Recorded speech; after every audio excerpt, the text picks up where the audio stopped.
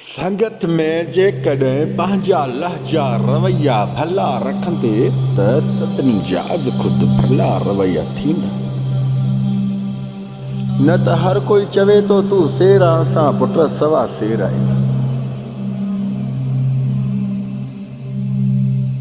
घणा वरी इंसान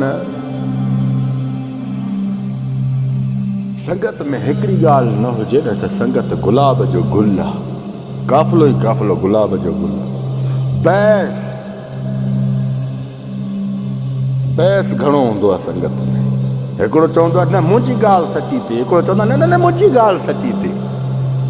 हाणे हिन जी सची थिए, हुन जी सची थिए, उन संगत में मोकारो थी वेंदो आहे, हसद ऐं जलन पैदा थींदी आहे। हुन जे अंदर मां निकिरंदो आहे त हीउ कमीनो हिते न अचे, हुन जे अंदर में निकिरंदो हिन जी शिकिल ई मूंखे नथी वणे। ख़ुदा जो कसम हिन संगत में अहिड़ी मुसीबत हूंदी आहे। संगत में कॾहिं बि बहस न कंदा कयो। जवान जी औलाद बहस कंदो पंहिंजो वैल्यू ख़राब कंदा।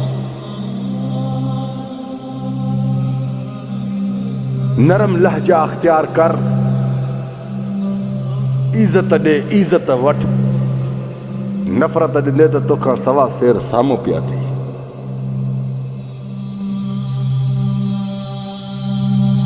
यादि रखो, जेको दोस्त खे दोस्त जी नज़र सां ॾिसे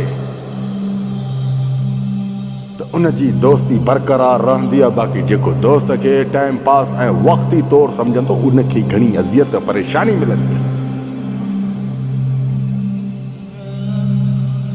जीअं घणो दोस्त खे टाइम ॾींदे त उहो टाइम तुंहिंजे लाइ मन तोखे ई बेकार करे छॾींदो। जेकॾहिं थोरो टाइम वेंदे त उहो टाइम तुंहिंजी इज़त खे बि महफ़ूज़ रखंदो। सम्झ ऐं इंसान वक़्तु भलो अथई। सम्झ ऐं इंसान वक़्तु भलो अथई। बुरो वक़्तु अचण में कंहिंखे ॿुधाए बि न ईंदो आहे ऐं टाइम बि न हूंदो आहे त कहिड़े टाइम इंसान जे मथां ईंदो।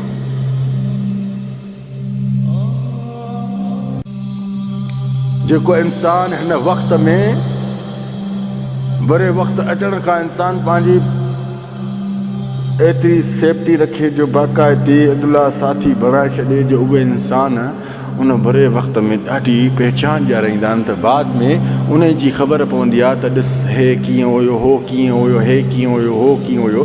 संगत जी ॻाल्हि कॾहिं बि हिते हुते न कर। तुंहिंजी इज़त महफ़ूज़ रहंदी ऐं तूं उते गुलाब जो गुलाब हूंदे। न त तो जहिड़ा दबला घणा संगत में आया ऐं विया। जज़ाकल्लाह ख़ैर। मां सलाम।